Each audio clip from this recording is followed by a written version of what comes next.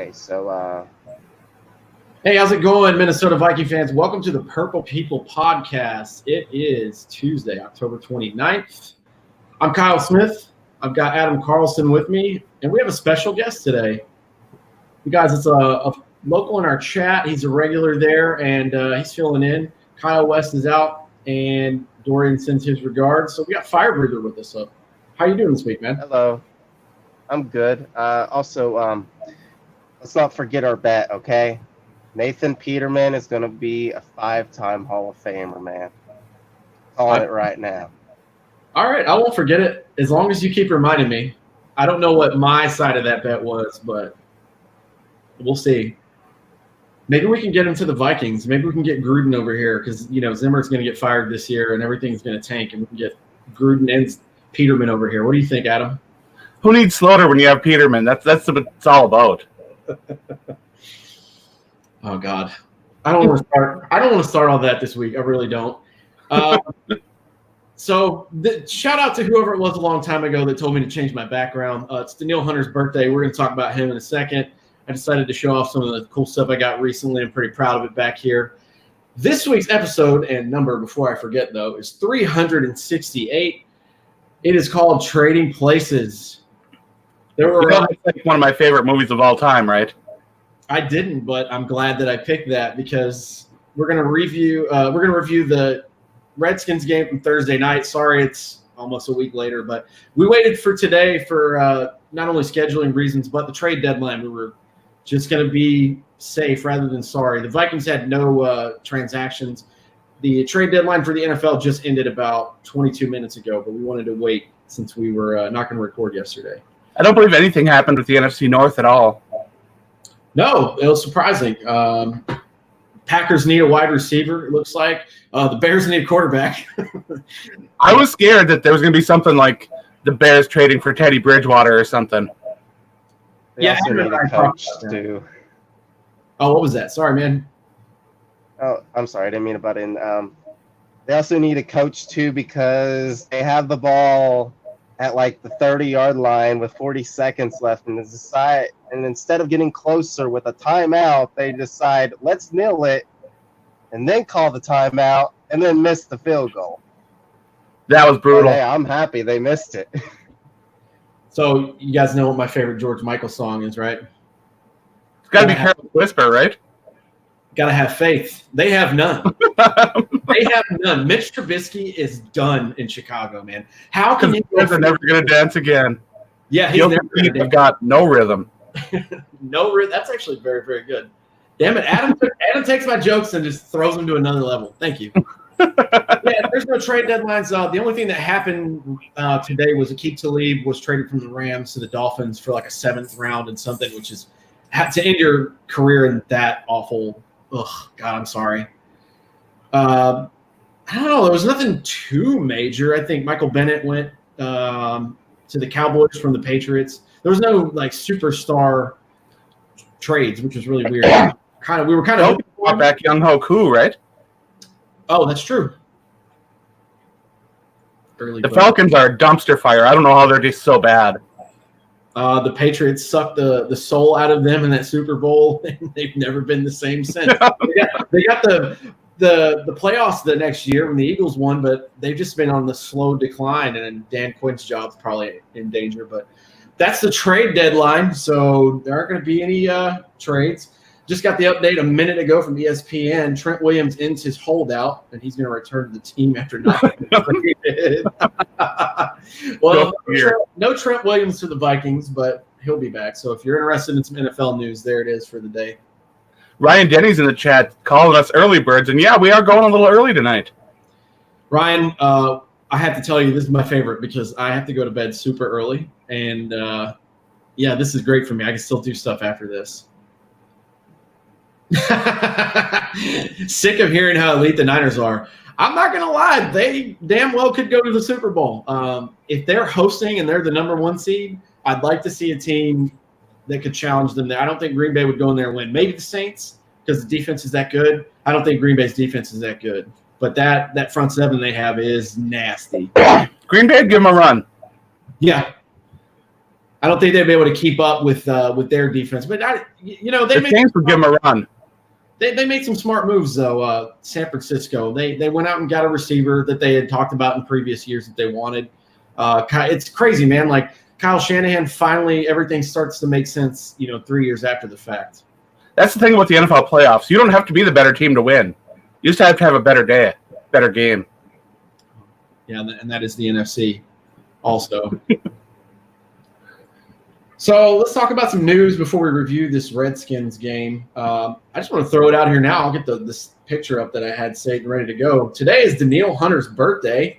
I had to show some love back here. I got this photograph of him sacking Cam Newton. I was actually at that game, so I'm really happy that I got that. But we talked about this on the show not too long ago, but he turned 25 today. He has the most sacks for anyone by the age of 25, 48, and there are 5 names below him by that age that are pretty noteworthy. Robert Quinn had 45, Derek Thomas 43.5, Alden Smith 42, and Terrell Suggs and Dwight Freeney had 40 at this time. So he's got 48 by his 25th birthday. On the Viking age, we just published an article today about how Danielle Hunter is quietly having the best season of any Vikings player. And nobody's talking about him because Dalvin Cook's leading the league in rushing. You got Kirk Cousins having some lights-out games. Meanwhile, Danielle Hunter just keeps chipping away with those sacks and pressures. The article focuses on the Vikings' history as with sacks and whether or not Danielle Hunter would be able to ascend that ladder to become the franchise's sack leader. And it projects that all it would take is one more contract for Danielle Hunter to get that done, to become number one.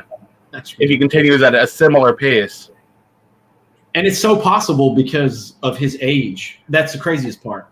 It's not like, one of those guys who might be hitting the end of his prime. He's just coming into his prime. He was 20 years old when he was drafted. First couple seasons, didn't even start. Didn't see the field a lot except in special situations. But, man, has he made the most of every opportunity. He only had 4.5 sacks in college, didn't he?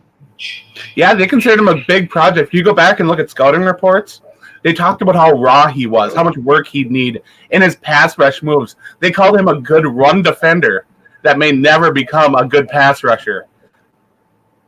And it's hilarious to go back and look as to how far they are off. Yeah, I remember us talking about this on the show. How many years ago was that? When he didn't start, but he had 12.5 sacks that one season.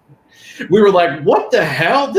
All right. And then, again, we talked about it on the show. Had to toot our own horn when we say this, but you see, a lot of people around the NFL didn't know who he was yet, and then Minnesota just threw this huge contract at him. And it's one of those things where you're like, oh, thank God we didn't whiff on that. Because the Packers have been so lucky with quarterbacks. Yep. The Vikings have been that way with defensive ends. Absolutely. They go from Jared Allen, and they come in, and you got Everson Griffin, and then you got Brian Robinson coming out of nowhere, and then you got Danielle Hunter. This team has been able to draft and develop defensive ends like nobody's business. Absolutely. Yeah, for what we whiff in quarterbacks and wide receivers, we find it for the pass. That's for sure. I actually got a kind of a weird thing I wanted to talk about because I was in a Twitter debate about with a guy who said that Laquan Treadwell isn't a pleasant surprise this season because he's still not playing up to first-round talent. And I said, you can't put that first-round talent on him anymore because he was cut as a first-rounder. Now you got to look at him as a free agent who's out there doing some great blocking. Yeah, he's only had, 2-3 catches, but one of them was a real good grab. And I don't know, to me, him coming back to the Vikings is a fun success story. You know what it is? He's Michael Floyd from a couple of years ago. That's all it is. And what you just said was spot on. You can't think about that because we had already cut ties and kind of washed our hands of that title. But for what he's asked to do now, I'm okay with it because let's be real. As great as the two-headed monster is of Diggs and Thielen, that depth behind them, there's a big, big drop-off. So anybody after Chad Beebe went down, it was going to be kind of a question mark. But at least there's familiarity there. And you're right. I hate that I'm going to give him props on this, but you're right. We always talked about it on this show. If he couldn't catch, man, the dude can block his ass off. So happy that he's here. I'm happy on, and I'm happy for it because of the terms that he came back on. Yeah. There are a lot of players in the league that would be really upset if they got let go, especially the way that Treadwell was. I mean, he wasn't given his fifth-year option. He didn't even deserve it, to be honest. The team cut him without giving him a final season to try to raise his stock. It was a tough situation for him. And to put all that kind of behind him, come back to the team, put his tail between his legs and work hard and find the field again and produce when given opportunities. I mean, you can't have a 9-catch, 100-yard game if the ball doesn't come your way. Yeah, and with the emergence of B.C. Johnson and Herb Smith, along with the other 3 names that catch the ball a lot, there's been a Rudy sighting the last 2 games too. So yeah, that's interesting. You gotta take what you can get, and if what he's going to do is provide key blocks for Dalvin Cook to make a screen that could have went 8 yards into 25, hey man, I'm cool with it. So, and he might even have a bigger role if BC hadn't stepped up. That's true. It's a good problem that we have right now. About Rudolph, though, because I always say this to my mom, because she's a huge Vikings fan. And that's actually how I got into the Vikings fan, because my grandpa was a Vikings fan, and my mom's a Vikings fan, and now I'm a Vikings fan, so it kind of runs in the family, I guess you could say. So I always tell her, like, Rudolph can be, like, really quiet at the start of the season, and then he just, when it's, like, around the time for the holidays, he just starts to explode. He's like the Rudolph the Red Zone reindeer. That's right. Smith Jr. needs to be on those screens, though, not Rudy. Oh, absolutely. It's And I hate it too because, I totally turn into that armchair guy who's sitting in his couch eating Cheetos, talking crap about athletes. But it's like, when I watch Kyle Rudolph run, I really truthfully believe in my mind, which I know is not true, that I can outrun him on the field because he looks like a giraffe. But you're right, man. He comes up in crunch time, especially later in the season. You want to get Diggs and Thielen going early, though, especially with the way they've been the last 2 years, coming into this 3rd season of where we're like, oh, crap, they might be the best in the league. But now that we got you here filling in on the show, Fire Breather, do you, if you're the GM for a day the next season, do you come in next season and give Laquan Treadwell another shot at a vet minimum contract on a 1 or 2 year deal?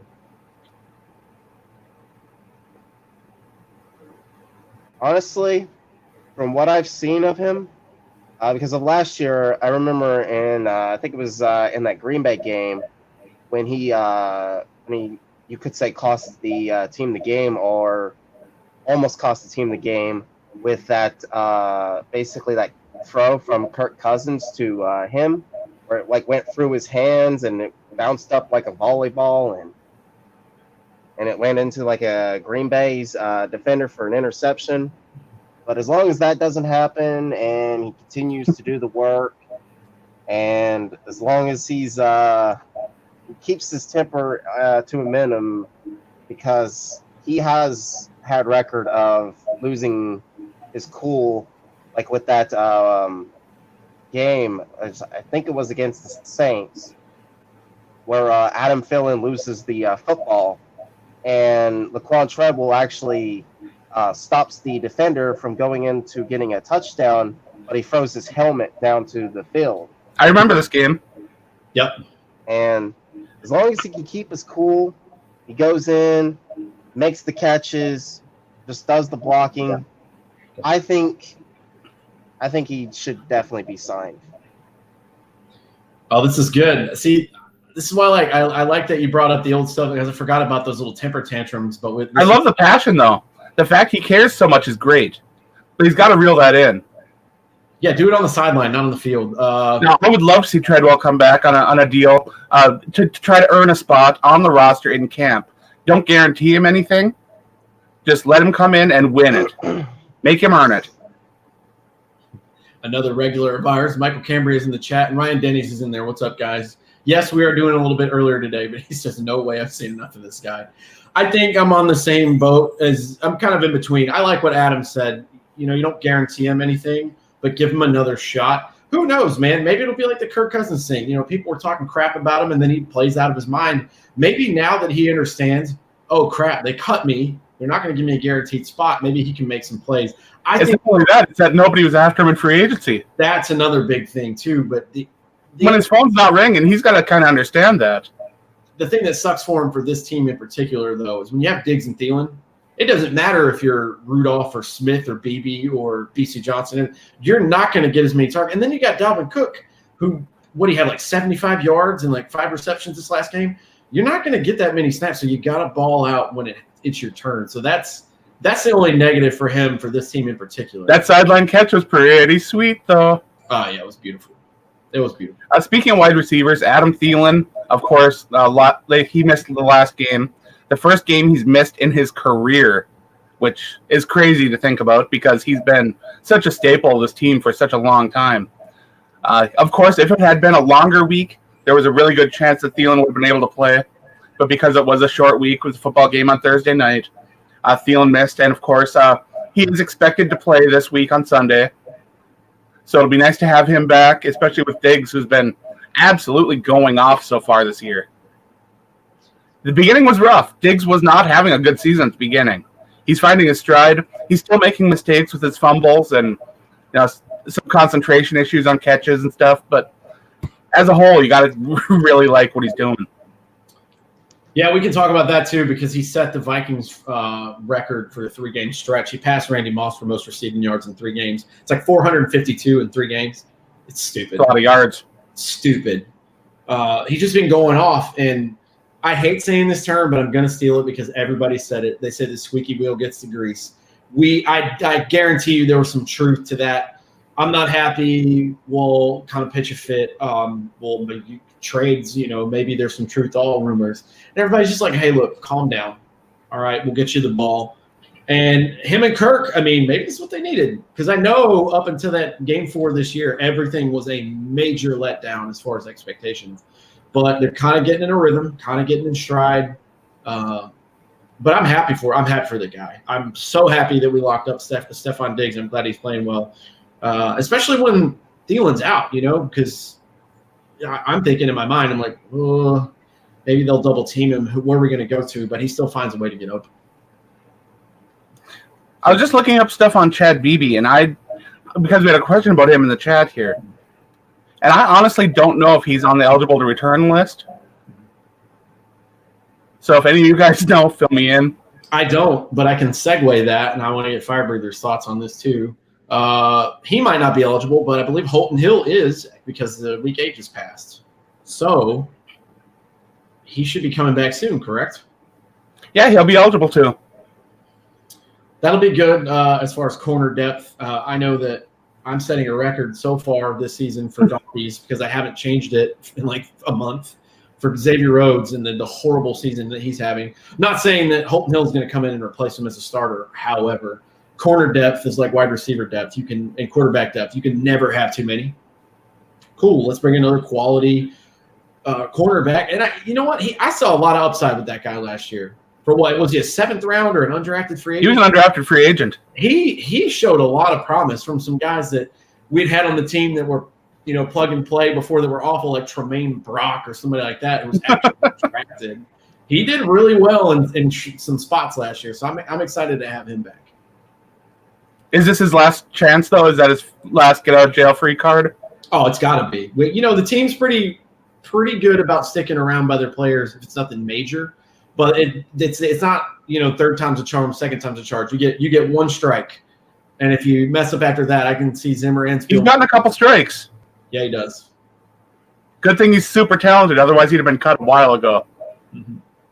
It's the value, man. There's so much value there, but he's got to make sure he keeps his nose clean. I mean, do you remember when Allen got traded? The only reason he ended up in Minnesota is because he had that DUI. When he got that DUI with the Chiefs and they traded him away. It's the same kind of situation like what happened with Matt Prater. Matt Prater had a DUI. They ended up cutting him. And the Lions are reaping the benefits. I didn't know that about Matt Prater. I learned something about the Lions today. Didn't know that I needed to know that. So I have some of my buddies from back in El Paso watching right now, and they're going to chime in and troll. So I'm really excited about this. Aaron Madison and Stephen Watkins, I see you. I love you guys. Now, I did use that as a nice little segue for you to talk about another player. Oh, God. Yeah, let's just get this over with. If you haven't heard yet and you've been living under a rock and you don't get the updates sent to your phone, J-Ron Curse did not have a good weekend. I don't think he played much, if at all, in that Redskins game, but he was arrested early Sunday morning on charges of suspicion of driving while impaired. I think it was DUI, and he blew like a .10, if I heard the details correctly, and possession of a firearm without a permit. He was released on $6,000 bond after about 8 hours in jail. So, yeah, it'd been a minute. It had been a minute. He might get messed up, but I don't know. Mike Zimmer likes to think of him as a nice toy. He can put him in the secondary as a safety. You can move him up front, use him as a linebacker. He's a solid special teams player. I don't think this is going to be the end for him. I don't think it's not like he fired off a gun and shot himself in the leg in a nightclub or something. Good God. Oh, man, that's funny. Yeah, I don't think it's going to be his last time. I don't think his last chance with the team, but I just don't understand these guys, man. Like, you make I can't criticize them too much. I've been arrested for drunk driving in the past. It's one of the reasons I'm almost 8 years sober now. Yeah. I know that I had problems with alcohol, and I took steps to take care of that situation. And it's not like NFL players can't afford to call an Uber or something like that to go home. And we already know by some of your stories that NFL players do take Ubers. Yeah, that's true. Yeah, that guy had a game this weekend, huh? Good. Yeah, you just got to make the right choice, man. We're not going to sit here and preach life lessons and stuff on this show. We've all done stupid stuff. But, yeah, it's been a minute. I think Holton Hill was the last major thing to happen since the J-Ron Curse incident. But as soon as we get more information, we'll post it to the Facebook page and let you know what the team decides. I like J-Ron Curse. I knew of him for his time at Clemson, being pretty close to where I grew up. There's a lot of Clemson fans around where I'm at. But his size was just so unique, man. He's a huge safety. He's really tall and lean, but he's really quick too. I think after Patterson left, I think he was taken over as the gunner for special teams, or at least I've seen him do that a couple times. He's a big body. He's a good plug and play. He's not a starter, but it's a good depth to have at safety. But we'll see. All right, Adam, they're up, man. You can talk about this esports thing that's going on. Well, read your notes because I ain't got them. All right, the Minnesota Rocker starts in January the 24th to the 26th in Minneapolis at the Armory. That's right, the new Minnesota esports team, Call of Duty League. If you're into the Vikings, and Call of Duty, it's worth checking out because the Vikings are part owners of this team. It's going to be a nice 3-day event where you can go and watch some of the best Call of Duty players around come in and do their thing. I'm sure they'll have plenty of great guests, and it's going to be a party-type atmosphere, too. So if you're by the Armory, which is amazing, I went and saw Lonely Island there, and it was one heck of a place. You could fit a lot of bodies in there. It's going to be loud. It's going to be rowdy. People really underestimate the draw of esports, and this is a really smart move by the Vikings to start getting in on that. There are a lot of other teams that have gotten in on that. The Jaguars have, the Patriots have, and these are teams that are already making a lot of money and have ownership that is making really smart moves. Of course, the Vikings are building a facility just for this esports league on their campus at Viking Lakes. That's what they call it, right? Yeah. So, yeah, right next to that big hotel they're building, it's going to be amazing. That whole area right there is just going to be screaming purple and gold, and I love it. Yeah, they've done a lot with their facilities, man, and everything around. I'm excited to finally go up there. I'm trying like crazy next year to go see a game and kind of take the trip to go see Minnesota for a weekend or an extended weekend or something. But, man, they've done – that's all you hear, too, from, all the reporters. I know Erin Andrews said it's her favorite place to go and see a game or report from the sideline. Troy Aikman and Joe Buck have said time and time again how good that place is. And then the facility around. I know all the players talk about the practice facility, saying it's amazing. That'd be really cool to go check in the Viking Museum. You got to see that if you head to Viking Lakes. Absolutely. Yeah, that'll be on the list. I'll nerd out and do all the touristy Viking stuff to go up Once there. that fancy hotel goes up, you can hit up the spa and the nice restaurant. And But take the light rail over, man. You don't even have to drive. That's a perfect spot. Well, just to recap that for what Adam was saying, esports, the Minnesota Rocker, that's going to be in January from the 24th to the 26th at the Armory in Minneapolis. Love that place. All right, guys, let's break down this game. I'm going to let Firebreather start it off here in just a second. But, yeah, we won 19-9. It was a pretty sluggish, slow start to the game, pretty sloppy at some points. But they got to win, man. I've seen the national media trashing the Vikings because it's kind of like when we watch, crappy games like the Titans and the Jaguars from the past. You're like, well, this game's boring and it sucks. I'm like, yeah, it's not everybody's team. But they came out with a win. They really needed to because they've got, in my opinion, the toughest stretch of the season coming up starting Sunday with the Chiefs. But 19-9. People mad that they didn't cover the spread don't make sense. Who cares if they didn't cover a spread? All the guys that gamble care. That's so funny to me. You can't do that. It's like last year. I was sitting, my friend Aaron's in the chat over here making me laugh at all this crazy shit he's saying. We were sitting at in El Paso watching the game, and it was like, oh, cool, we're playing the Bills today. No big deal. And the Bills beat the crap out of us last year. And it was like a 17-point spread. Like, don't trust that stuff. I would never bet, me personally, if you do that, that's cool, but I would never bet on the score of a game. That's too unpredictable. It's way too unpredictable. But I'm just saying, if Diggs wouldn't have dropped that touchdown to start, they would have covered. I'll bet on the spread on a Patriots game. That's about it. They're the only one locked there. They will run up the score on you every chance they get. It's brutal, man. All right, who's your game ball, man? I'm gonna give out a couple because I can't. Boo! I knew Adam was gonna give you shit for that immediately. I knew it. Go ahead. I think number one should be definitely Kirk Cousins.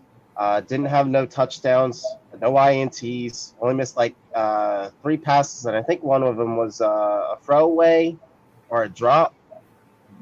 Also, I think people are underrating because this guy is actually getting separation. He doesn't look like a fridge that is just standing there like a person that's just totally scared to move around. He's actually moving around in the pocket, and he's actually throwing some straight daggers. Yeah. Which I think he can easily do. It's just I think he just gets into his own head too much. I think he's a very talented player, and then I've always been one to defend Kirk Cousins. Kind of lost a little bit. I'm not going to lie, kind of jumped off of it in week 4, seeing that Bears game because it was just a mess. But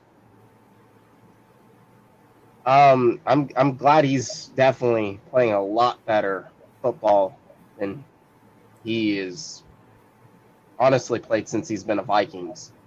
Yeah, I'm a big fan of good Kirk. Bad Kirk, not so much. Yeah, dude, that's Dr. Jekyll and Mr. Hyde. Good God, when he's bad, I want to murder him. When he's good, there's nothing negative coming up. I'm still not going to give him my game ball because I know what's coming, and I'm just waiting on it. And then I'm going to look at everybody in my camera here and say, "I told you so." But I still understand why you'd give him your game ball. He had a really efficient game, even though he didn't find the end zone. He made good decisions, crisp passes.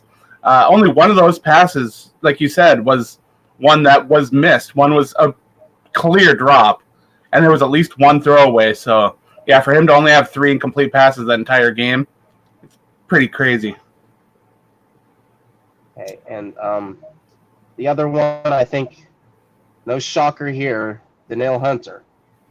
Yeah. Oh, yeah. Yeah, this guy isn't human. This guy is legit not human. He looks like a Terminator. He looks like somebody literally dropped a piece of iron and just chiseled it out. Like, he's huge. If a team can only figure out how to let him be a pass rusher, he could be good. I wish they had, like, the scouting. Like, I watched that today at work when I had some downtime. The draft reviews when the guys read the negative stuff on the Dan Patrick Show about, these are what the negative things people said about you coming out. And it's, Drew Brees and Joe Montana and J.J. Watt, all these elite players. I'd love to see what they said about him. And then he's just sitting here quietly, has damn near 50 sacks before he turns 25. That's crazy, man. That's a good I choice. remember when the Vikings drafted him, and I was doing research on him, and I said that he does need to work on his pass rush moves. He needs to learn to vary him. He's physically an athletic freak of nature, but he's going to need some good coaching to really develop his skills into good moves. And he has been a hard worker. He's been working on his variety of moves. He's still not there. I mean, he still has room to grow and develop with a bull rush, spin move, chop move. I mean, if he can get a variance of moves. Right now, he's very reliant on that up punch. Yeah. Which it's very efficient. But if he can add a couple more moves to his arsenal and really perfect them, he could be, well, I was going to say he could be one of the league's elite pass rushers, but he already is. Yeah, he's kind of already there. I think he's in the top 10. I don't think he's in the top 5, but I think he's in the top 10. And, man, like I said earlier, I'm just glad we locked him up and made it the good choice there. Getting him locked up early. Adam, who did you want to give your game ball to? Well, I'm going to be a broken record because I was going to go Danielle Hunter. So I'm going to go with my pick for a couple weeks now, just because he's been absolutely amazing every single week. Eric Kendricks is the man. He really is. I knew you were going to go that way. If he isn't a Pro Bowl choice, and if he doesn't make at least the All-Pro second team, something's wrong. If he doesn't make the All-Pro, I'm going to fight somebody in the NFL. Yeah, it's not right. I mean, he is having just an amazing season. His instincts, his ability to track down a ball carrier, even to drop back in coverage, he's doing everything that's being asked of him, even with the secondary struggling. When the pass rush can't get to the quarterback, he's being one of the most efficient and consistent players on this team, and you can't really fault him for anything that he's been doing. Yeah, he's missed a couple tackles, but yeah, over the course of how many takedowns? Yeah, he leads this game again with tackles. He had 7 total, 3 by himself, and a pass defended as well. I mean, he's everywhere. He's everywhere you need him to be. And you know what's great, too? This is an obvious thing to say, but when he's better, Barr is always better. Yeah, you can't be using credit card jingles for him, though. He's everywhere you want him to be. Come on. Oh, I didn't even think about that. That's a good catch. Well, I'm excited to give my game ball up because I haven't given it to this guy yet this year, but holy shit, man. If he's not the team's MVP this year, find me who is. Dalvin Cook is amazing, and I love every week getting to watch him just tear it up and do everything in this scheme that Kubiak brought in. And he leads the league in rushing right now, 823 yards. He has 9 touchdowns. Also for the season, he has 29 receptions for 293 yards. So that's averaging 10.1. And he's incredible, man. I don't think he's the best running back in the league. I think he's up in the top 5. Maybe you can argue top 3 as well. Him and Christian McCaffrey are very much at the top. I'm just glad to see him in his stride. This is exactly what we thought he could be. We just got to make sure he stays healthy, man. We got another good game ball in the chat. Got to knock on some wood. Oh, yeah. These are my friends in Texas. They're still trolling. Dan Bailey does deserve a game ball. I was actually going to give him one. What a difference a holder can make. It's seriously so much different. When they brought him in with no holding experience, I expressed my concern. And then after a couple games, I'm like, the other guys I was doing the show with, when I was talking about holding techniques, they were just kind of like, yeah, okay. Then I started watching it and seeing the laces being in, the ball being crooked. They're like, I see what you're talking about now. But Britton Colquitt has been an amazing holder. He's actually gone to the Pro Bowl for special teams, so it just shows what a difference that can make. It's awesome, man. I don't know who I'm going to give the donkey to. I really don't. Oh, yes, I do. Xavier Rhodes, yet again. This, I will say, though, this was a better performance by him. I don't know if you can put it 50-50 on Zimmer for making – I just don't get it, man. I think we'll look back in a couple of years and we'll say, man, that kid from Washington, McCullen, I think his name is. I can't remember what Terry McCullen, is that his name? Terry McClellan? Maybe. Yep, we'll go with that. Sounds good. Adam knows. I think that he could be a pretty good, well-known name around. I think he'll be one of their pieces that they might keep around. But Xavier Rhodes, man, I feel like he's lost a step. I think it's safe to say it at this point. I They feel were like he taking lost 3 responsibility for that, steps. actually. He said that he was coaching him to play off a little bit and that a lot of those short passes, especially the curls, were his fault. This has got to stop, though, because this is going to be the difference between holding teams to field goals and then them scoring touchdowns on us later on in the season, because the pass rush is there. The linebackers are doing their job. It used to be the other way around. We wanted to get a little more pressure from the rushers, and maybe the linebackers get burned a little bit, and it's completely turned around. The front seven's pretty good, but the defensive backs this year just haven't been up to par as we've seen in the past. Let's not add Harrison Smith in there. What's that? Let's not add Harrison Smith in those defensive backs. Yeah, he's still pretty good. Yeah, he's still pretty darn good. He's still all right. Yeah, we'll keep him. Anthony Harris showed up too, by the way, which I love that kid. Picking out Wayne Haskins, so that was cool. He got an interception for the game, but God, man, I want to see Xavier turn it around. I really do. Since we're keeping streaks going, I might as well do the same, right? Yeah. Pat Elflein, sorry, man. You played really crappy. This is a game you're going to want to forget. Not only did you have multiple holding penalties, you got called on at least three.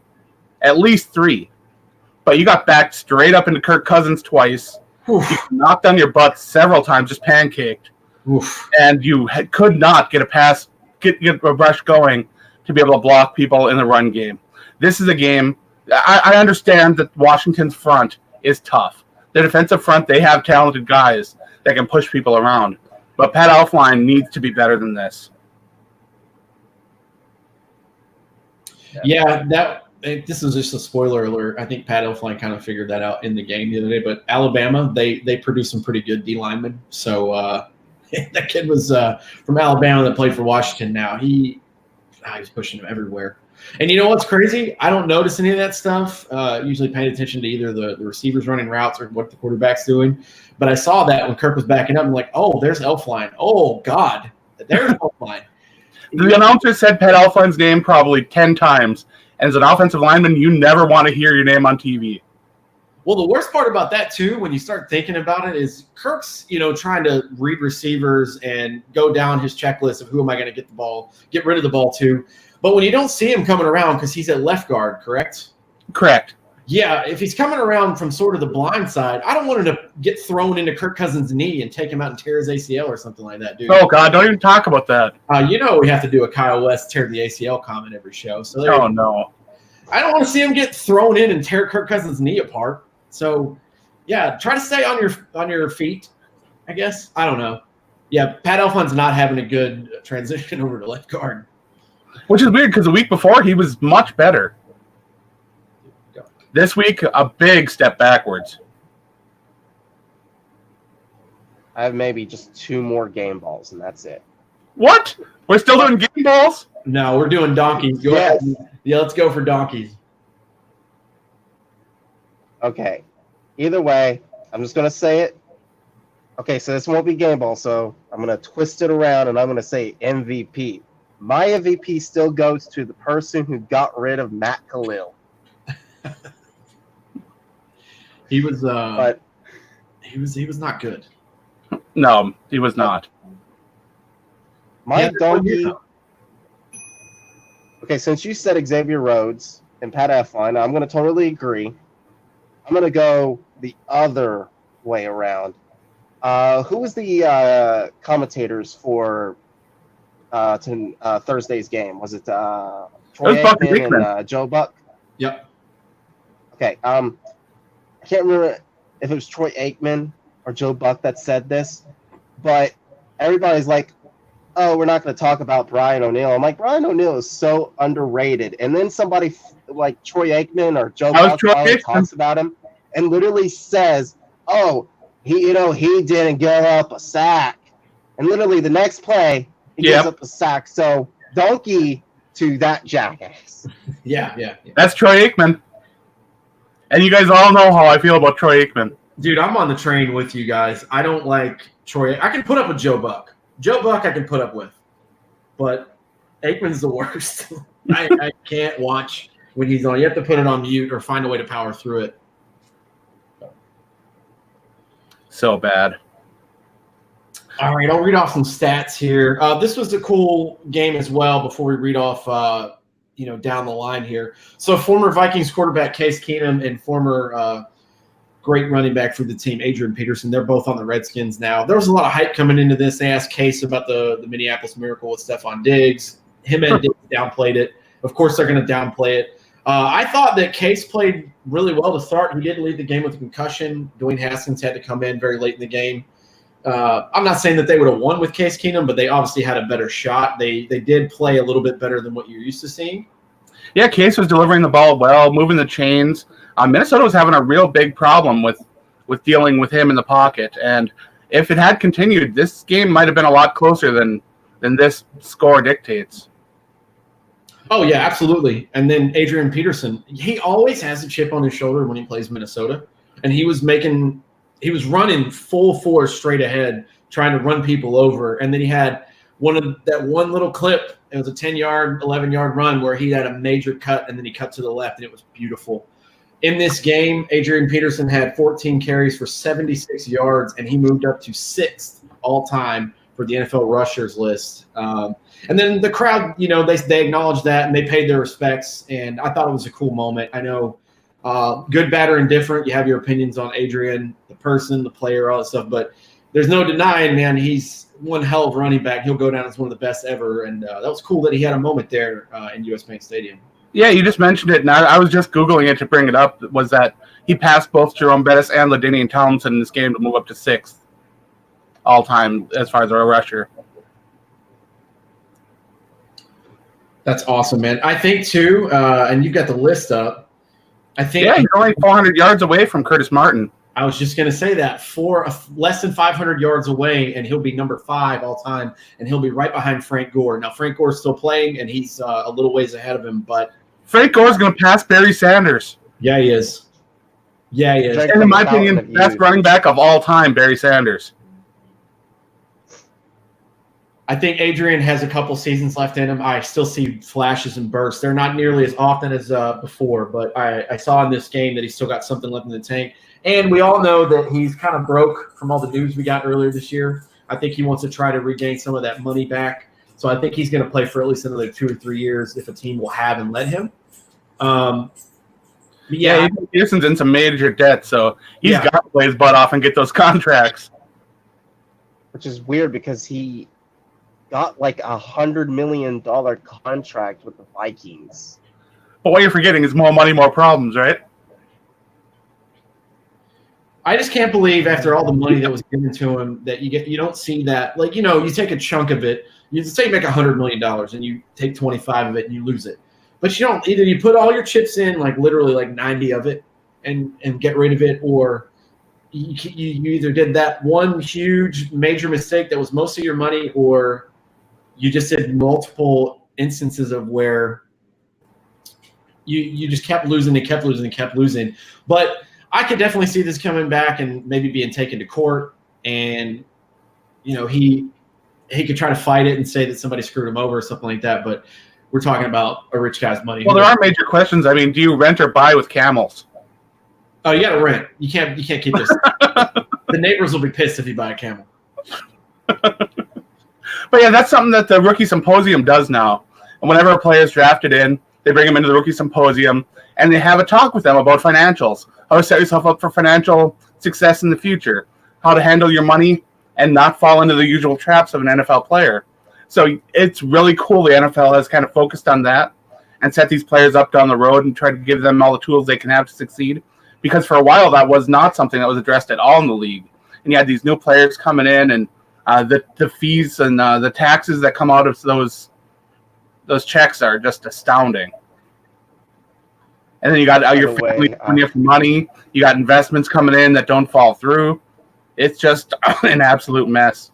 And, of course, going to the bar and buying drinks for everybody all night probably doesn't help either. You know what the thing for me is I couldn't understand is they make all these rookies pay the tab, and I'm like, dude, you guys haven't even played yet. Did they get like a signing bonus to cover this? That's so wrong, man. Because they're back there ordering bottle after bottle, and they're all eating lobster tail and filet mignon. It's like a $5,000 check, and here you go, rookie. $40 million quarterback sitting there making their $700,000 rookies pay the bill. That's so You wrong. might not want me back, but I'm gonna say this, Adam. Let's get you should buy a camel on Wednesday because it's hump day. All right. I can go with that. It better not eat my cat's food, though. He'll be pissed and kill it. That's true. This cat, he's vicious. Cats are jerks. I cannot get another pet because my cat will kill it. Oh, I have my fair share of cats. All right, guys, let's do some Get stats. back into stats. Yeah, we'll do some stats after cats. All right. Kirk Cousins, we talked about him. He had an efficient game, 23 of 26, 285 yards, no picks, no touchdowns. He did get sacked 3 times. To Washington's credit, they did play a little bit better than what we've seen most of the year. I'm sure they had some help from Case Keenum talking about the defense.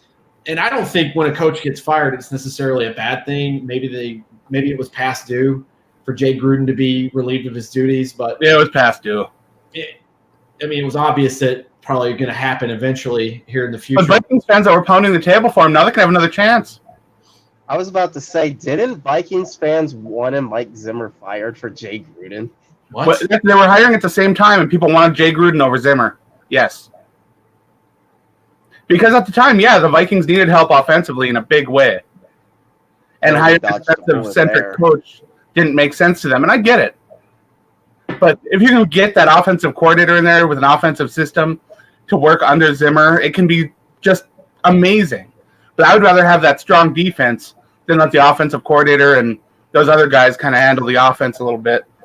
I just look back at what could have been, and I'm glad that is something that didn't happen.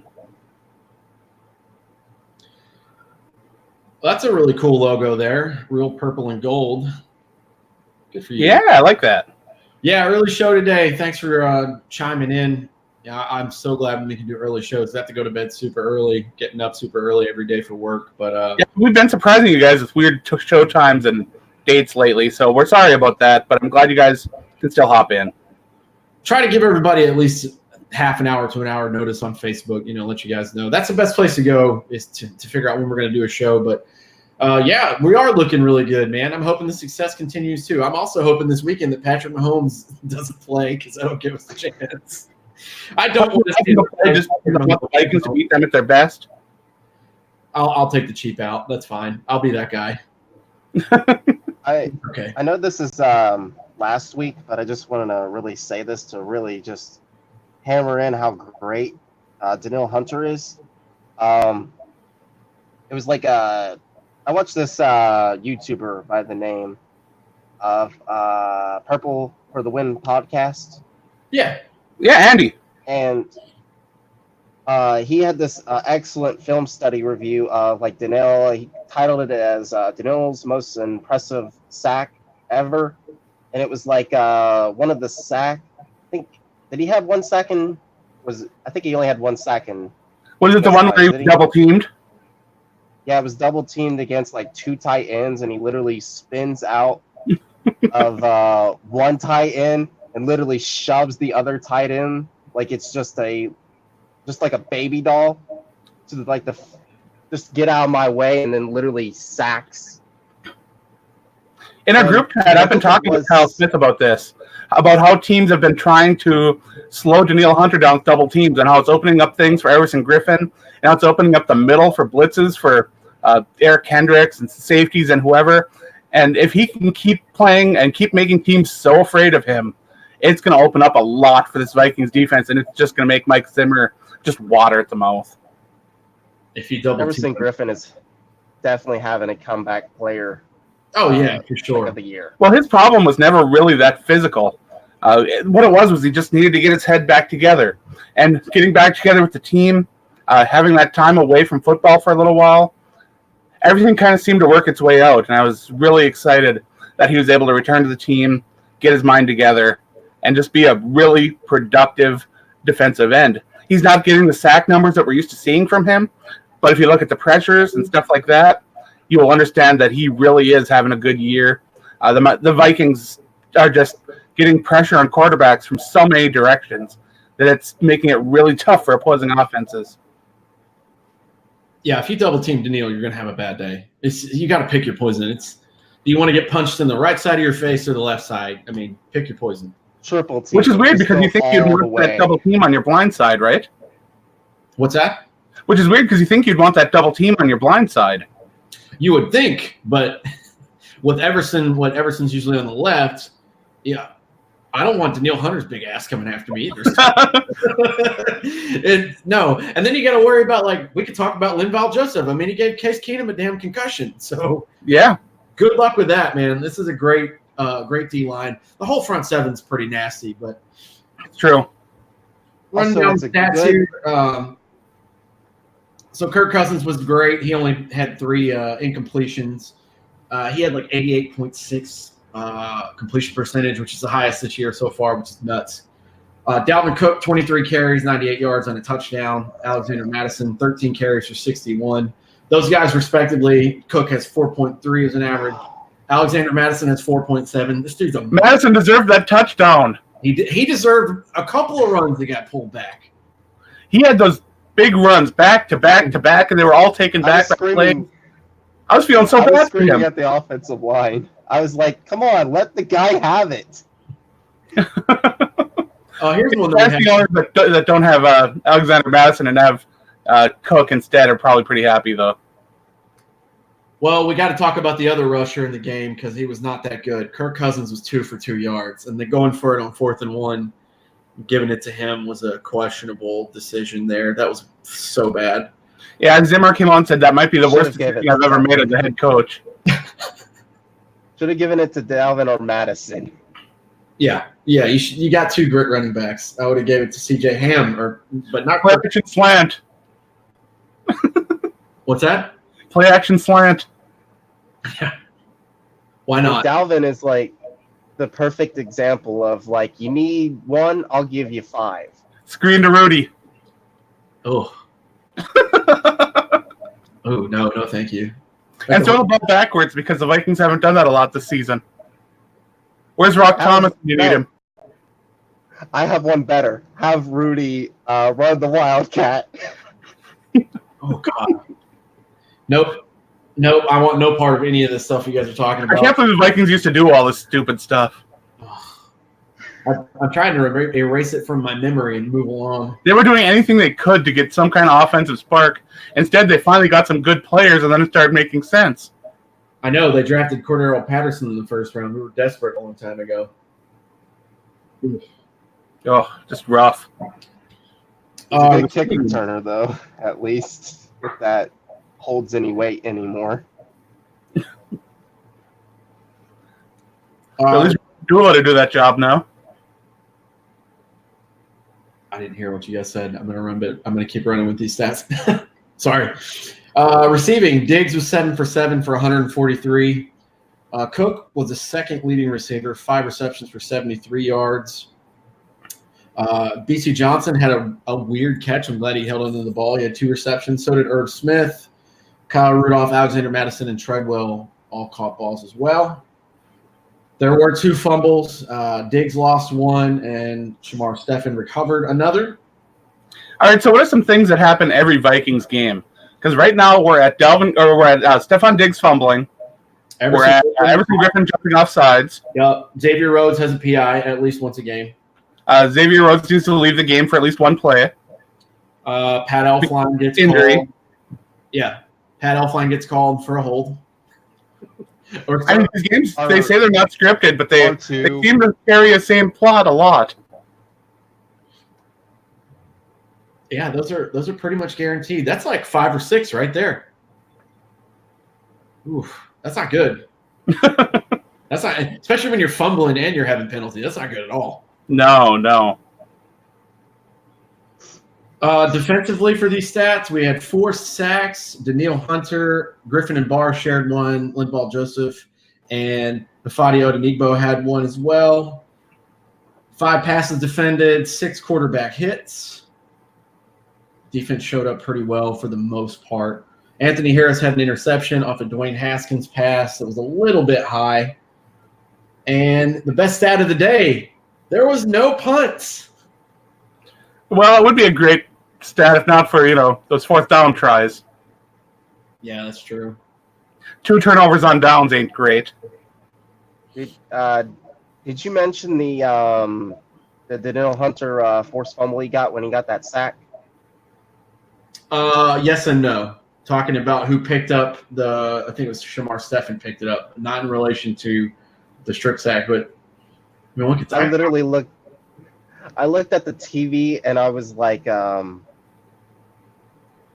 it, I think I'm going to have to buy a Daniel Hunter jersey. And I got like 14 freaking jerseys. It's weird because Daniel Hunter didn't get a lot of that football to smack it. He got like maybe 2 fingers on it. Oh, he's strong. How muscular he is and how strong he came in. It came right out of the quarterback's hands.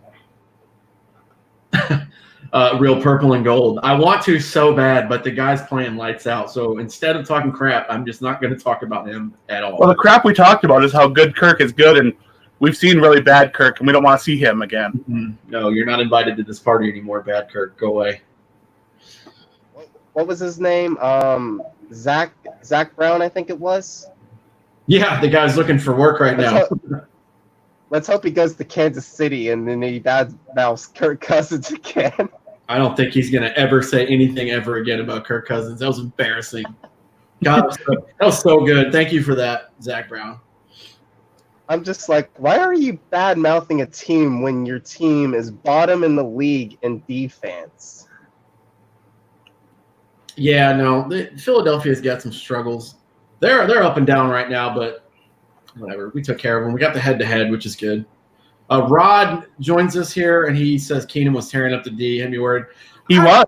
I won't say that he was tearing them up, but I know he was. But familiarity was there. The Vikings are playing a little bit soft. They got the playmakers in Washington. They do. I just think that our team is just too talented for that to happen where we have like a trap game situation. But, yeah, I'm not surprised that Keenum came in and played well. I'm not surprised at all. I'm going to go completely off topic here because I clicked on a rival podcast and I looked at some of the comments. I saw a lot of our regulars in there, and I was like, oh, man, they're going to other people. Just made me feel a little bit hurt inside. But then I remembered that we are just like a family. There's a lot of great Vikings podcasts out there. There's so many great places to talk football about the Vikings, and I'm just glad that we can be one of them. Oh, yeah. I don't care. You guys hear me all the time talking about Levitard and all the other places that I love. Go listen whenever you want. If you jump in with us, we're going to include you in the show. Yeah, Adam Patrick, the Bleeding Gold podcast, I believe it's called. Mm-hmm. They're really good over there. You got Andy's show, which we've already talked about, which is really good. Climbing the Pocket, it's quite good. There's a lot of really cool Vikings podcasts out there. And if you don't enjoy us, like I've said before, there are a lot of really cool people out there to check out. We know that we're not for everybody, but we're glad for the people that do take the time to listen to us. Yeah, we're super glad that you guys join in. And like I said, this cool little platform that we're talking about now, we're using now, we can put your comments up and kind of help the show be more enhanced than it's ever been. Remember back in the day, we did this on Skype audio, and then we would upload it later. So, well, we are considering an upgrade of some sorts. And if we do end up doing this, we'll be able to also stream to Facebook Live at the same time and just be able to talk about our fandom everywhere. So that is something that might be coming in the future. We also, with that upgrade, would be able to share more clips, maybe get a nice little intro video with some music. It's all really cool stuff that we might be able to do down the road. So the more that things evolve with our StreamYard posts here and our videos, this is something that we can't move backwards from this because this is just too good. Yeah, no, we're not going back. I refuse. And I'm doing all this stuff now, not to say anything like bragging or whatever, but it's user friendly. It's like my old bands I used to be in. I just show up and talk, I'm hosting it right now. We'll upload the Podomatic later. This format that we have is so cool. And I mean, look, Firebreather's joining us today because the other guys couldn't make it. So, hi. We have all these options to join people all over. But even with this, you guys have seen this before. We can change up how it looks on the screen. I can move everything around. It's pretty awesome. I love this format. We're not going back to that. That's crazy. Yeah, even last week you put up that the photo of the guy that shared the picture from the Lions game. Yeah, we can share photos live in the chat now, which is crazy. We couldn't do that before. Yeah, we'll let you know if we do that upgrade. I'm very interested in it as well, especially to do the Facebook thing, because not everybody gets on YouTube, but it does have the nice feature to let people. Actually, what we should do next week is you should give me the show title early, and then I can make the background early, and you can show that at the very beginning. That's a good idea. See, we're brainstorming here. See, I know that this probably isn't something we should discuss live on the air. This might be something we should do behind the scenes, but I like it. No, this is exactly what we should do because that's how this show operates. I wanted to say it before I forgot it. That's a good idea. Last thing on the stats, and we'll talk about this Chiefs game here shortly. Dan Bailey was perfect on the night. Kind of helped out big in the win. 4 field goals and then an extra point from the Dalvin Cook touchdown. So glad to see that the kicking woes are, knock on wood, fixed for now. The kicking is better than Chicago's. Just a holder. Yeah. Adam made a good point too. Yeah, Chicago, they're having a Blair Walsh moment yet again. Atlanta had to make a change. I'm still sad. I'm still very sad they didn't make this change while Daniel Carlson was there because I really like that kid. Yeah, I I'd have gotten another Carlson jersey because I already have a John Carlson. That's right. The one game I went to, John Carlson caught a touchdown. I'm telling you, man, every time we go to a game, there's always good luck. Always. I mean, no, Brock Lesnar's never caught a touchdown when I wear his jersey, but there's hope. You can't have a negative attitude with that, you know? Be optimistic. It'll happen. All right, so Sunday, the Vikings are going to be in Kansas City. They're going to play the Chiefs. Yes, they are a little bit more back to human form than last year.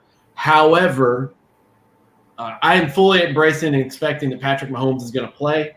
They said when the injury happened about, 10, 12 days ago, he'd be out for at least 3 weeks. He was already practicing last week. I'm not playing the limited practice.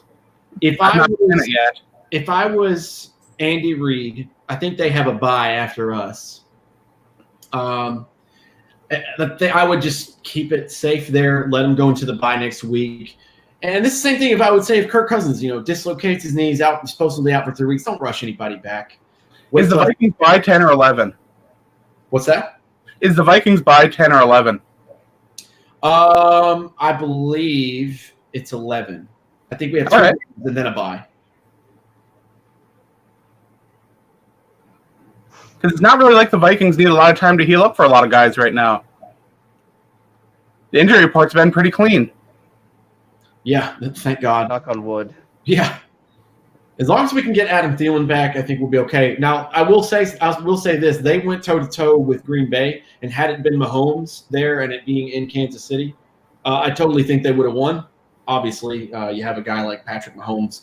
Your chances, they're much greater than with Matt Moore. They did the big feature because they had to talk about it. It was Sunday Night Football.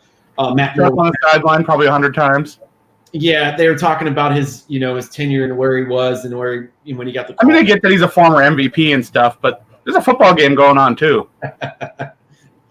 I'm talking about Matt Moore back there. They're leaving up for Matt Moore, talking about him being signed. He was a high school coach and then get signed again. I think that speaks volumes to how good Andy Reid really is. I feel really bad for him.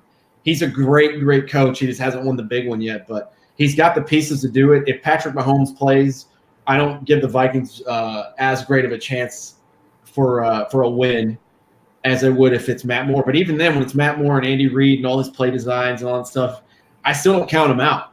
This could very easily swing the other way. I have a pick'em league that I do with a couple of guys from Kansas, and I'm sad to admit that I did pick the Chiefs in this game. Yeah. You guys can boo me in the chat. You can send me messages, but yeah, I'm trying to be a little realistic here, and this is going to be a really tough game for the Vikings. They need to torch that defense. Yeah, exactly. I think it's going to come down to that. Minnesota needs to torch that really bad Kansas City defense. They need to torch the defense. You're right, and they also need to play well on our side for defense because Rod Haas just mentioned as I put up, the Matt Moore did well. He didn't play like a superstar, but he came in and he performed. And I give that credit to Andy Reid. Matt Moore played. Not every team can have Kyle Allen or Gardner Minshew behind them. Except for this past weekend when Kyle Allen was getting tossed around. But up to that point, yeah, he's that backup quarter. Look what happened 2 years ago. You talk about backup quarterbacks; they're so important. I don't want to talk about the Vikings backup quarterback situation. Right? And that's what I was talking about earlier. You don't want Pat Elflein getting bulldozed into Kirk Cousins' knee, and then it's a Sean Mannion show. Mm. No, he held a clipboard in the Super Bowl. I really, really, really, really, really hope that Xavier Rhodes is not going to be matched up with Tyreek Hill. I mean, in a game like this, are you just going to play zone the whole time and hope that they contain him? You got to keep a safety on top almost all game.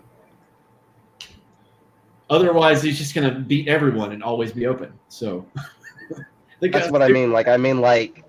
Don't do it one by one. If this was like 2016, 2017 Xavier Rhodes, I would say all the confidence in the world. Waynes would be a matchup with Hill. Yeah, speed-wise, he's faster, but I'm still with you there. You got to have some help there. That guy's tremendous. I mean, he still did that. What was it? 50 yards of gold competition that he never got paid for? I've heard of that. I don't remember. That thing was the biggest scam I've seen in a long time. Oh, my God. They sold tickets to that for people to stand there and watch these NFL players just run to 40. I believe it. People that love the NFL like that, the NFL fans are like crack fiends, though. They love it. They'll do whatever they can to get their hands on any sort of it. The offseason is rough. I mean, you got to get your fix somehow. That's true. It's very true. Yeah, the Vikings they'll be in Kansas City this weekend. They'll be taking on the Chiefs. We are currently 6-2. If we can somehow squeak out a win, this will be one of the games that I would be over the moon about. There's 4 games this year I was really worried about, and we already won one of them. So there's 3 more coming up, and this is going to be a good test. It's on the road. We're undefeated at home. Our 2 losses are on the road, so we got to figure out and fix whatever we can. If they can keep the ball rolling on offense, I think we'll have a chance. So we'll see. I thought Atlanta was going to be one of the biggest tests this year, and that wasn't the case. I thought for sure Philadelphia was going to come in because we beat them last year in Philly, and it's like, oh, it's a trap game. They're going to come in and beat the shit out of us. So I'm really glad there. I'm worried about Kansas City. I'm worried about the game in Dallas, and I'm worried about in Seattle. The Vikings have historically not played well in Seattle. Yeah, Seattle's one I'm really worried about too. And Dallas is always really, really good at home. So these are going to be rough. But those are in the future. We don't have to worry about. We'll talk about those on other shows. But this is going to be a good test. I'm excited to watch this game. I don't know. It's an early game on Sunday, right? Yeah, let me double check that. I'm pretty positive. I believe that the Packers game was flexed. Am I right? They changed the start time. I don't know. It is a 1:00 game for us. Because I think they moved the Packers game to later, which means the Vikings will be on in more markets. Oh, it's good. Oh, you're talking about for this upcoming Sunday. Yeah. Oh, I have no idea. I don't know who they play.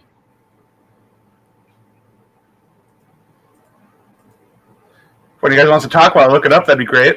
I'm going to look it up right now. Adam, this is going to be off topic, but have you seen Zombieland 2? I have not, and they play the Chargers, and yes, it was moved to 4:25. There it is. No, I love that. I love the first movie. I'm meaning to go watch the second. I've heard a lot of people say that it was really funny and an entertaining flick, so that's one that I do want to watch. I don't watch a lot of movies in theaters. I'm trying to remember what the last one I saw was. Oh, the last one I saw was the new Child's Play. That's right. So yeah, maybe I do like horror a little much. I heard like that the was new a train wreck, but I didn't see it. Yeah, I saw the new Zombieland not too long ago. I really enjoyed it. A lot of people like that Aubrey Plaza actress, so Child's Play could appeal to them. Yeah, I like her a lot too. April from Parks and Rec. Can't go wrong with that. Boo, Parks and Rec. Get out of here. Get out of here right now. You know I only do it to tease you. I know. I like the show. Oh, here we go. Before we get too far out and we get done with the show. Oh, there we go. What's up? Been a while, but I'm back. Go Skull Gang. I mean, we're glad to have you back. Thanks for coming in and saying what's up. Hell yeah. For sure. Well, I think that's it for this week's show, boys. We can do some plugging and promoting and wrap it up. Yeah, I'll go first with my plugging. The Viking Age, fun place to go. You can check out all the information on the Minnesota Vikings. We got a couple of cool posts going up. We're talking about midseason grades on offense and defense. There's some posts going up about, like I said, the one on Danielle Hunter, which is really interesting. Talks about a lot of the greatest pass rushers in Minnesota Vikings history. So it's a really good, fun read. I was the one that edited it, so I enjoyed every minute of reading it. There's also my ups and downs from each game. I also give out my MVPs. There's a lot of cool stuff there. We have a very talented team of writers with a lot of really diverse opinions on the team. So be sure to check that out. You can download the app. You can go to thevikingage.com. You can even download the Fansided app and grab the Viking Age from there. A lot of great ways to keep connected, and I recommend that you do because it supports me. It puts a little bit of money in my wallet, and I like having money. Money lets me do things. That's right. Go support Adam and help pay his bills. Who can Perez?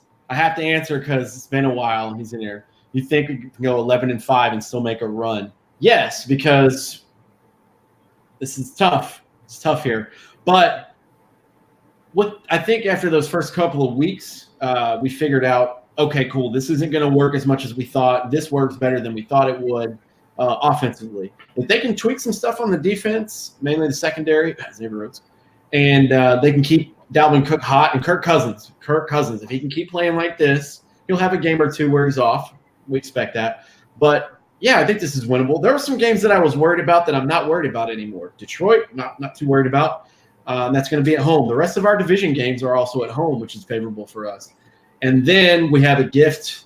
I'll say a gift. I don't say it's a trap game either. But Denver, we should beat that team. The Chargers are a mess. So Denver's even without Flacco now. Yeah. Good luck with that. Oof. But there's a bigger question attached to this question here that needs to be asked. Is 10-6 good enough to make the playoffs? If we can do this against NFC teams, yes. If the losses come from AFC teams, it's sure. But I think the Chiefs and the Broncos are the only AFC teams we have left. And I don't want to lose against them either. But if you finish out in the division and take care of that, you'd be 4-2. I think that gives you a strong chance, and we would win the head-to-head with Philly. The only other team that would really need to win a head-to-head with is Seattle. So that Seattle game is going to determine a lot. 10-6 is going to be tough. Yeah, it could be one of those years, man. And it's the underlying theme of this season. The NFC is stacked. The AFC is just all over the place, but the NFC. New England's got the AFC. Let's not worry about it. They're going to be in the Super Bowl. Yeah, we already know this. You know what? You know what's crazy too? They might have the best defense ever if the season keeps going the way it is, which is nuts. We've already saw a post that was shared by Bleacher Report, and it showed like the graveyard of quarterbacks that they've played, and there are some horrible names on those tombstones. Yeah, I've had this argument with so many people. I have my opinions on it, but I'm not going to. You got to play who you play. I mean, you can't pick and choose to play against good teams. Their division is a dumpster fire. You're going to make me say it. I'm going to go off. If you say and truly believe that the only reason the Patriots are good is because of their division and their schedule, get out. Don't come back. Don't leave. Leave now and never come back. I can't stand that argument. It's not the Patriots' job as an organization to worry about who the other teams in their division draft. If they're terrible, that's on them. And also, for you guys that didn't know, which I'm sure most of you that are listening do, we have new schedules every year, right? You play an out-of-conference division, and then you play an in-conference division. This year, it's the AFC West and the NFC East. Cool. Next year, I believe it'll be the AFC South. I think pretty positive. for us coming up. But you see how it rotates. And then after you play your division twice, you have 2 games left over. Depending on where you win in your division, you play a number 1, 2, 3, or 4 seed that matches whatever you finish in your division. The Patriots are number 1 every year. So not only are they beating the crap out of their division, which is 6 games, they're beating the crap out of these other non-conference divisions and then conference divisions. They're going head-to-head twice every year with number 1 seeds from wherever they pull those games out of. Usually they'll pick something cool for ratings, like this year and last year. It's the Chiefs. They beat everybody all the time. I don't give a crap. Get out of here. Anyway. By the way, do you not mind if I maybe plug like 2 things? Yeah, you're on here, man. Go ahead, man. Go for it. Okay, so As long as they like to do a website or something, that's cool. Oh, it's definitely not. Well, I'm just kidding. Visit my Pornhub. This was something I guess I made for senior project, but and I kind of got to get a new computer. But basically, I have been developing a RPG video game. Cool. Tell us more. Yeah, it's called. You probably won't guess what name it is, but actually, I'm gonna let you try to guess. What do you think the name is? I need more context. Is it a tabletop game or it's a video game, right? Yes. Viking Adventure. Legend of Potato. Yep, wouldn't have guessed that. Yeah, it's called. But I have a Facebook group. It's called Potato Production. So if you want to check it out, might change some stuff. Might even change the way the game is. Might turn it into something else. Yeah. But it was this something I made for senior project, and then I'm not exactly the best at coding. I need to learn how to do that. And is it turn-based, real-time strategy? What are we talking here? Turn-based. Okay, those are my favorites. I like the JRPGs. And yeah, it's about a the main character's name is Potato, and he's you could say he's evil because he was made fun of the fact that he was called Potato, so he just likes to murder everybody in cold blood. I know, I got a weird mind.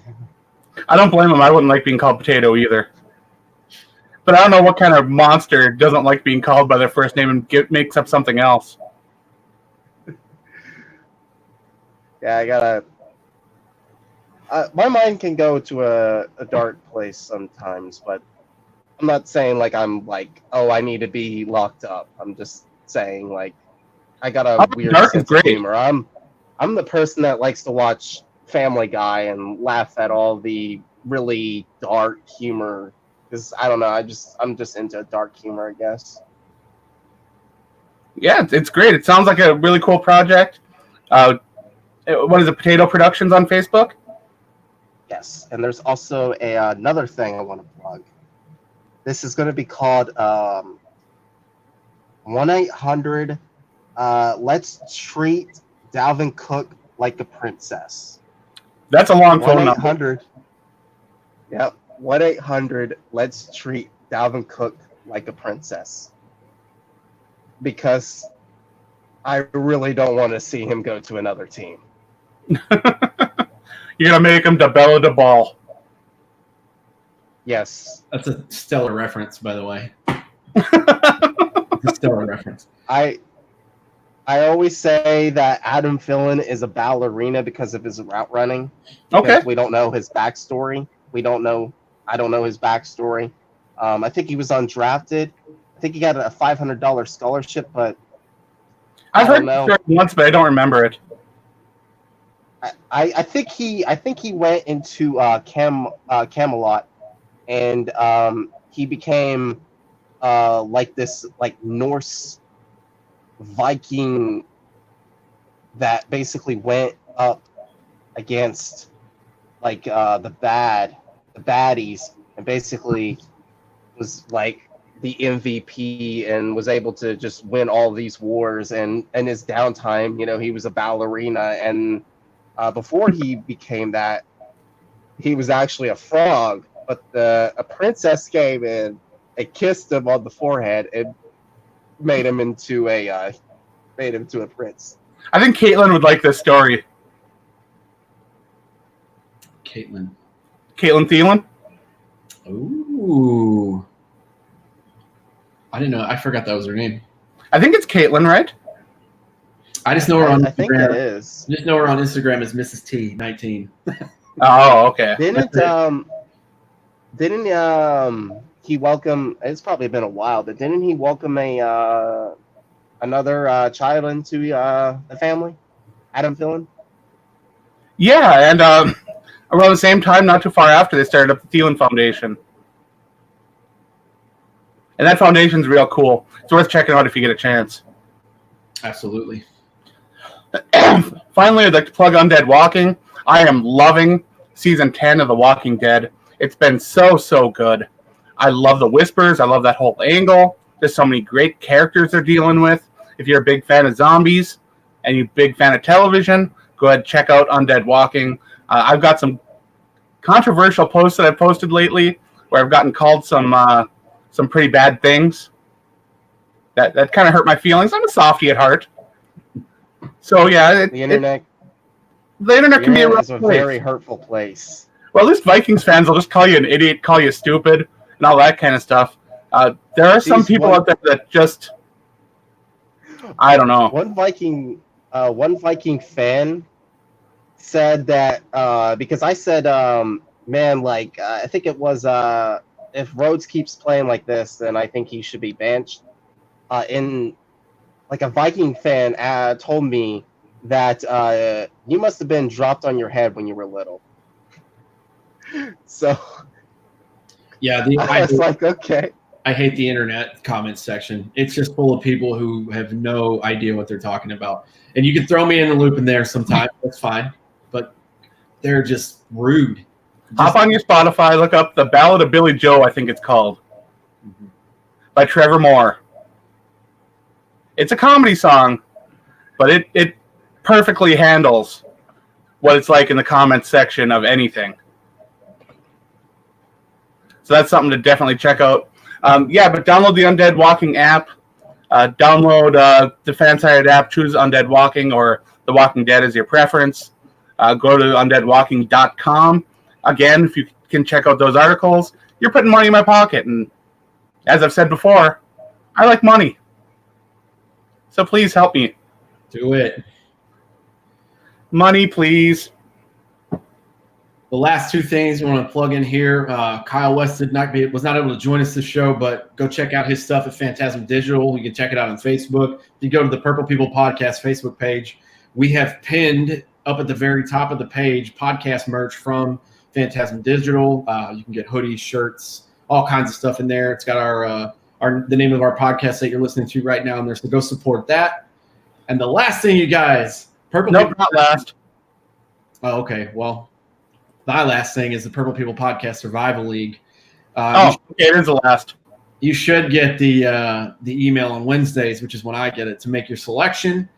If not, try to set a reminder in your phone. But the Survival League, just make sure you make a pick. If you whiff on a pick, you whiff on a pick. That's fine. But don't leave it empty. Well, guess what? Silky Johns last week didn't make a point and didn't make a pick and got eliminated. Oof. Sorry, Silky. But this week, we still have 24 players active in the Survival League. 3 teams have yet to get a strike, and I am still one of them. We have 6 teams on the verge of elimination with 2 strikes. I see that several people have already made their picks for this week, so good job to you. Otherwise, I highly recommend you get out there and you make that pick. It's real easy to do. They'll send you a reminder midweek, either that or just check in every once in a while and make your picks, because we got some great Minnesota Vikings themed prizes. And I keep looking at more stuff to pick up and add to this bundle. And The guys from the Viking Age know that that's a bad habit of mine, is that I just keep adding stuff and stuff and stuff. That's what I'm doing over here. It's getting crazy. Oh, you're going to give that stuff away? Nice guy. Nah, probably not. But I will hook you guys up. I am always up to volunteer to buy a Purple People Podcast hoodie or shirt, whatever your preference is, and throw that in there, along with other cool stuff that we're going to give away on the show. So, one fun thing is I don't think any of the previous winners have showed too much of what was given away. Yeah. So it keeps the surprise package a bit of a prize. I mean, sure, Craig's won like 2 or 3 of them. I want to say F you, Craig, but we promise. Craig. Craig, you dirty Sanchez. We haven't forgot about you. I think it's sleepy time where Craig is, though. Yeah, that's true. But that is all I have for this week. I have just some other things to say, just real quick though. Do you have like a graphic designer in, like, is Kyle West or like any of you? Kyle West is great digital art. That's great, because I don't have a lot of like graphic designer people to talk to, because a lot of people that I went to like me in the like the same classes that I've had basically just like moved on. It's like the typical like, oh, high school, we'll be friends forever, and then literally graduate and then you never talk to them again. Yeah, hit him up on Twitter. I think it's Inhuman Witch, right? Inhuman Witch. Inhuman Witch. Okay. Also, I just want to thank you for letting me join. Hey, thanks for calling in. It's really, really, really fun, and I could probably actually, if you let me, I could probably like talk like 10 hours. Well, this is the longest shows we've done in quite a long time, so I can tell that we got some good chatting going on. Yeah, but I figured it will probably be a little longer. We still have 5 people watching, and we've had people pop in and out of the chat, so we've got to we got to hold the audience, which is cool. We had a lot of interaction in the chat, and my cat hasn't been meowing to go outside this whole time. No, your animal's been fine. Mine's been annoying the hell out of me. I was worried you guys could hear him chewing his food. I just want to apologize for I just did it again, but I just wanted to apologize for butting into your guys' conversations and stuff like that. Oh, not at all. I'd rather have you willing to join the conversation than sit there and be quiet. No, we do the same thing, man. We jump over people. We get excited. Yeah, we do. Yeah. See, we get excited to talk about it, and we run with it. But, yeah, thanks for filling in, man. We really appreciate it. Glad that you got in and helped us out today, and you're always in the chat, too, so we appreciate it. Yeah, I'll keep. Yeah, we like running with 3 or more people. That's why we have a 4-guy team, and when we got people that can't make it, sometimes we try to find people to fill in. Last week with such short notice, we really didn't run that way. This week we were able to have a little bit of notice and grab you, so I'm glad you were available. Thank you very much. Yeah. On that note, I do want to thank everyone who joined us in the chat. Talk to us on our Facebook page. We post some stuff up to our Facebook page. We'll answer, we'll reply, we'll have some fun. It's a really good place to start conversations. We have some of the best fans, I think, on the planet, really respectful people who enjoy talking football. So I know that there are a lot of trash talk pages out there that things can get pretty vile on, but I've never really seen that on one of our posts. You guys have been real cool, so I really appreciate that. We're going to try, I think, I'm not going to say we're going to try, but hopefully in the future we'll be a little bit more active on our Twitter account. I think we still have Twitter linked to Facebook, so everything that we post on Twitter, I think, still goes to on Facebook, still goes to Twitter, right? From what I remember, yes. And of course, we got Instagram. It exists. Oh, and just gonna rub salt into the wound of Packers fans, but rubbing that salt right into the wound. You and that Chris Cluey jersey. That's funny. Didn't Chris Cluey have to move to 4 after McNabb took his 5? No, this is a Favre jersey. I know. I'm just giving you crap.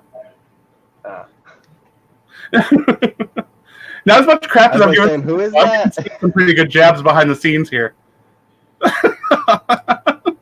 Yeah, you are. But all right, yeah. Once again, thank you, everyone. Remember to check us out. We got YouTube, we've got Podomatic, we got Stitcher, we got Google Podcasts, we got Spreaker. We're on Spotify. If you can think of it, we might be there. So yeah, wherever you listen to your podcasts or whatever, type in Purple People Podcast. You never know, we might be there. And remember to stay classy, Minnesota.